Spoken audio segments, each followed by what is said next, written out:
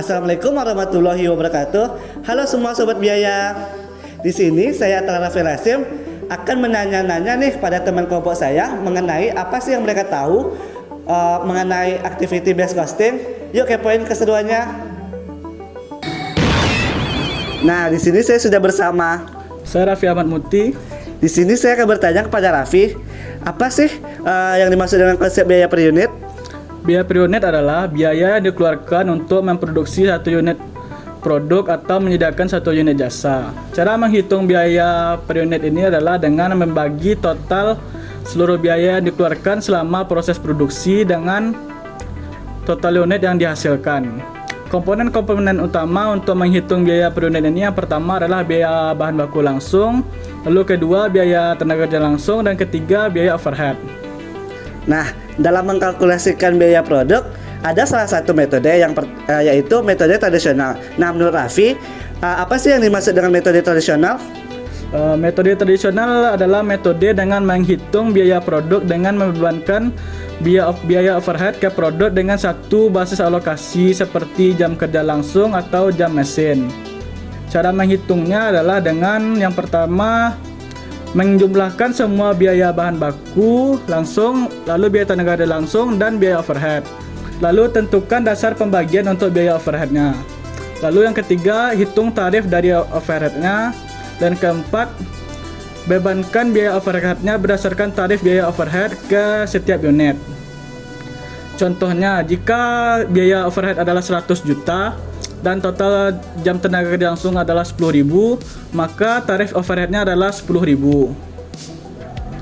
Nah, mungkin sekian dari Raffi. Kita akan beralih ke teman kelompok saya selanjutnya. Bang. Baiklah, di sini saya sudah bersama. Saya Nofrialdi. Nah, di sini saya akan bertanya kepada Aldi, apa sih keterbatasan dari metode tradisional yang sudah dijelaskan oleh Raffi tadi? Metode tradisional memiliki beberapa keterbatasan. Antara lain, yang pertama, tidak akurat. Biaya overhead seringkali tidak dibebankan secara proporsional ke produk. Yang kedua, mengabaikan kompleksitas produk.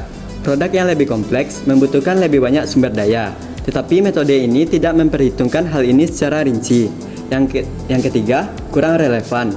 Dalam lingkungan produksi modern, pendekatan berbasis volume tidak mencerminkan penggunaan sumber daya yang sebenarnya. Nah, baik, terima kasih atas penjelasan dari Aldi. Selanjutnya kita akan menanyakan materi tentang activity based costing ke teman kelompok saya selanjutnya.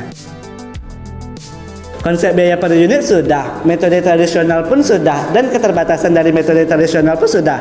Apa lagi yang belum ya? Activity based costing. Siapa ya yang bisa menjelaskan mengenai activity based costing? Abang tuh aja. Yuk kita samperin.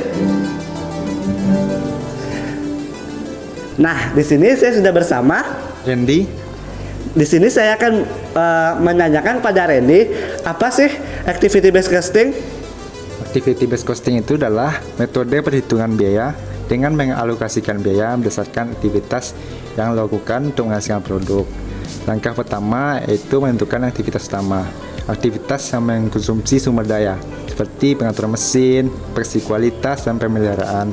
Yang kedua adalah menghitung biaya aktivitas dengan menjumlahkan semua biaya terkait dengan aktivitas.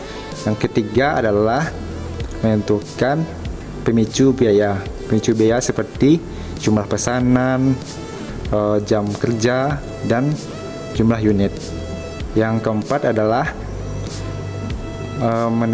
menentukan tarif biaya aktivitas. Yang kelima adalah kita membebankan biaya tersebut ke produk.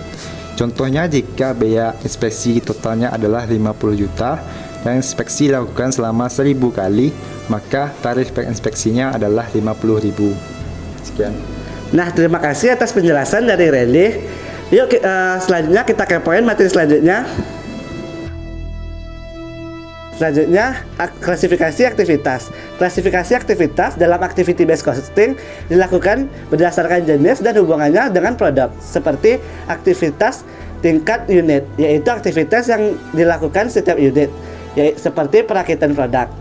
Yang kedua, aktivitas tingkat batch, yaitu aktivitas yang dilakukan setiap batch, seperti pengaturan mesin. Yang ketiga, aktivitas tingkat produk, yaitu aktivitas yang mendukung produk tertentu seperti desain produk. Yang keempat, aktivitas tingkat fasilitas, yaitu aktivitas yang mendukung seluruh operasi seperti pemeliharaan fasilitas. Klasifikasi aktivitas ini dapat membantu perusahaan untuk memahami sumber daya dan bagaimana biaya dapat dilakukan secara efektif. Baiklah, sekian dari kelompok kami. Semoga dari penjelasan yang telah kami berikan tadi menjadi ilmu yang bermanfaat pada kita semua. Kami akhiri. Assalamualaikum warahmatullahi wabarakatuh. Dadah.